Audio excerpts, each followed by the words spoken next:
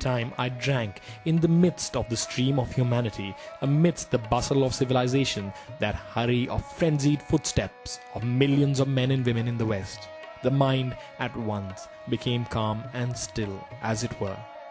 That stream of men, that intense activity of the West, that clash and competition at every step, those seats of luxury and celestial opulence, Paris, London, New York, Berlin, Rome, all would disappear, and I used to hear that wonderful sound of the Hara Hara, to see that lonely forest on the sides of the Himalayas, and feel the murmuring heavenly river coursing through the heart and brain and every artery of the body, and thundering forth, Hara Hara Hara.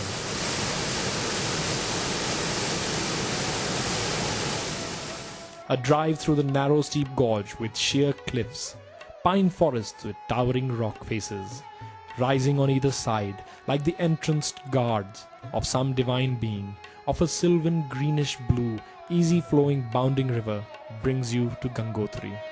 Here the Ganga flows, very much like the daughter of the Himalayas, youthful, purest of the pure, just out of her secret glacial cave, absorbed in her blissful state, yet to play the role of mother to millions.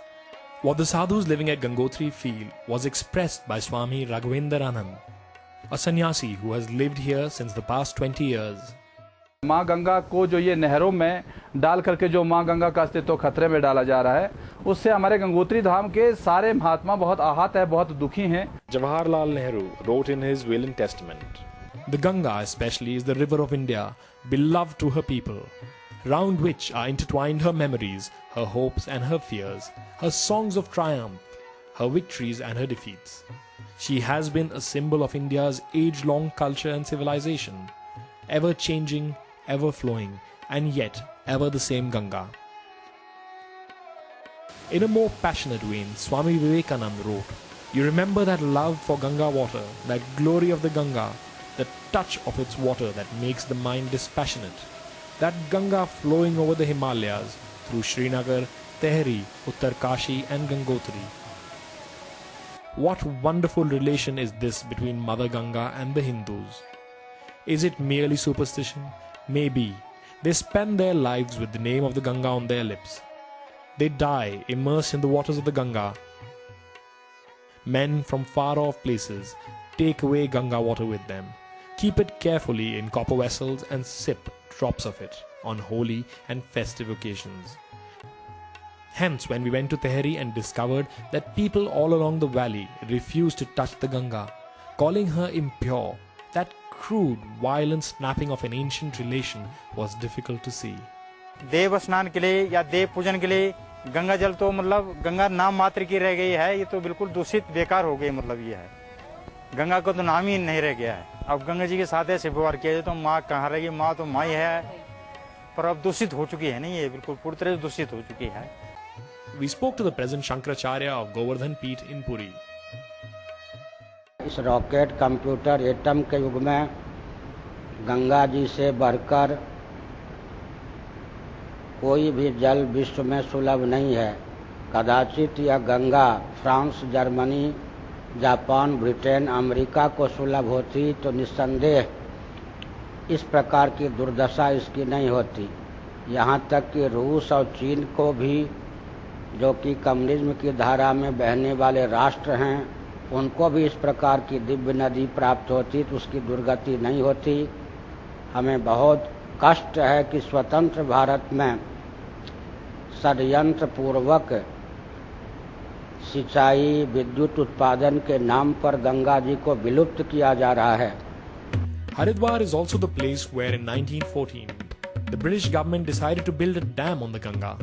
Madan Mohan Malviya, who was fulfilling his dream of setting up Banaras Hindu University in Varanasi at that time, left everything and rushed to Haridwar. There were nationwide protests, finally, after meetings in which kings, eminent leaders and the four Shankaracharyas participated. Malviya ji ensured that the British government committed in writing against building the dams. The irony of our own government carrying out what an alien oppressive rule would not is perhaps not so great as the irony that what the leaders of our country fought to protect out of national reverence at that time, the leaders of today deem wise to methodically destroy. The Ganga is the symbol of India. Power is necessary for everybody. But I think we have to look at the broader things. And here there's the whole ecological issue involved, there's a religious sentiment involved of the local people who live along the banks of the Ganga. Their livelihood will also be affected. And here we have a pure source of water, and we're going to fiddle around with it. I think everyone should unite and make a noise and see that it doesn't happen.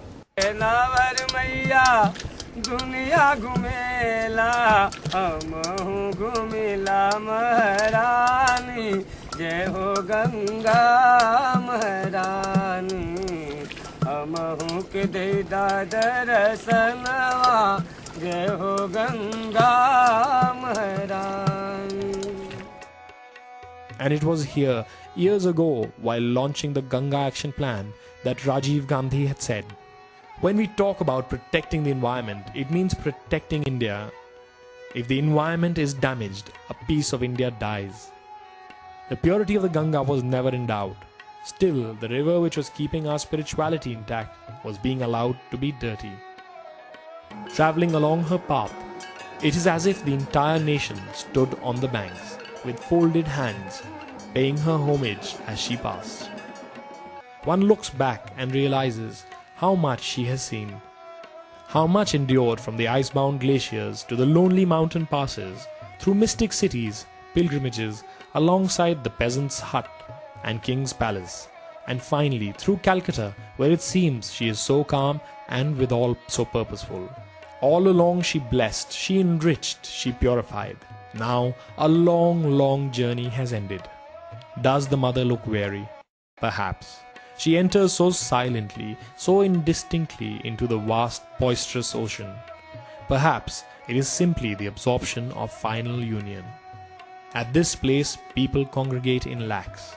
And here we pay homage to that principle of unending giving, that epitome of love, that nearest thing unto divinity, the heart of the Great Mother.